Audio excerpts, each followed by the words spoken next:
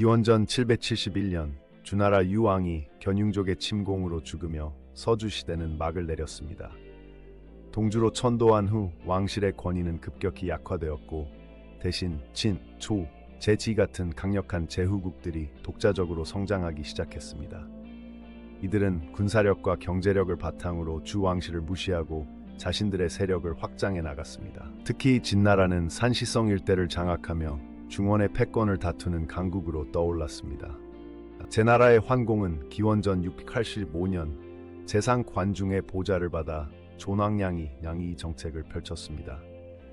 이는 명목상 주 왕실을 존중하면서 실질적으로 제후국들을 통제하는 전략이었죠. 그는 9번에 걸쳐 제후회맹을 주도하며 초대 패자로 인정받았습니다.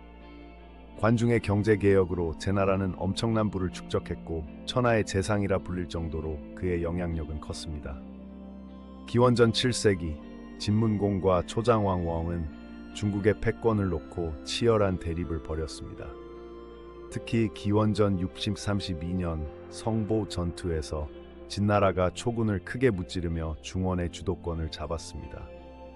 초장왕은 천하를 묻는다는 뜻의 문정중원 종uyền 선언으로 야심을 드러냈죠.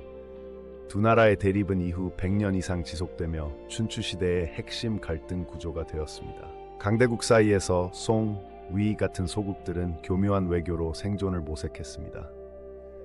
특히 송나라 양공은 인의 렌이를 내세우며 도덕적 리더십을 발휘하려 했으나 기원전 618년 홍수 전투에서 현실적인 군사력 앞에 참패를 겪었습니다. 소국들은 강대국 간의 균형을 이용해 맹약을 교체하며 위기를 모면했고 이 시기 외교적 기량이 국가 운명을 좌우했습니다. 혼란한 시대의 공자 기원전 549년은 인과 예리를 핵심으로 하는 새로운 사상을 제시했습니다. 그는 주나라의 전통 예제를 복원해 사회 질서를 회복하려 했죠. 공자는 10여 년간 열국을 주유하며 자신의 정치 이론을 펼쳤으나 받아들여지지 않았습니다. 그러나 그의 제자들이 편찬한 논어는 후대 중국 사상의 기초가 되었고 군군 신신부자자의 관계로는 동아시아 윤리의 근간을 이루었습니다. 기원전 6세기 말 양자강 유역의 오와 월율이 본격적으로 중원 정세에 개입하기 시작했습니다. 오왕 함려는 초나라의 지원을 받아 강성해졌으나 기원전 496년 장리 전투에서 월왕 구천에게 패해 전사했습니다.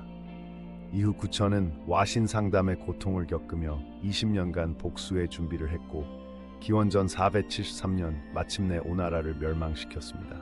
이들의 항쟁은 춘추시대 말기의 핵심 사건이었습니다. 기원전 453년 진나라의 실권을 잡은 한위조 3자는 마지막 귀족 지백영을 제거하고 진나라 영토를 분할했습니다. 이 사건은 공식적으로 춘추시대의 종말을 알리는 신호탄이 되었죠. 삼가는 각각 독립국가를 세워 전국시대의 주요 치룽이 되었습니다. 특히 조나라의 무령왕은 후에 호복기사, 개혁으로 유명해지며 전국시대의 군사혁신을 선도했습니다. 춘추시대 후반 철제 농기구의 보급은 중국 사회에 혁명적 변화를 가져왔습니다. 철제 보습과 낫은 농업 생산성을 급증시켰고 이는 인구 증가와 도시 발달로 이어졌죠. 동시에 철검과 갑옷은 전쟁의 양상을 완전히 바꿨습니다.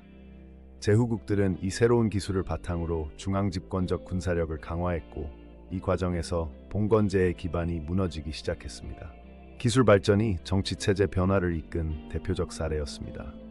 끊임없는 전쟁 속에서 손무의 손자병법은 전쟁을 체계적인 학문으로 승화시켰습니다. 적을 알고 나를 알면 백전백승이라는 명제는 전략의 중요성을 강조했죠. 동시에 상황 같은 법가 사상가들은 엄격한 법치와 농전 개혁을 주장했습니다. 이들은 인간성의 악함을 전제로 한 객관적 제도 마련을 역설했고 이 사상은 후에 진나라의 통일을 이끈 이론적 기반이 되었습니다. 300년간 지속된 춘추시대는 중국 역사의 전환점이었습니다.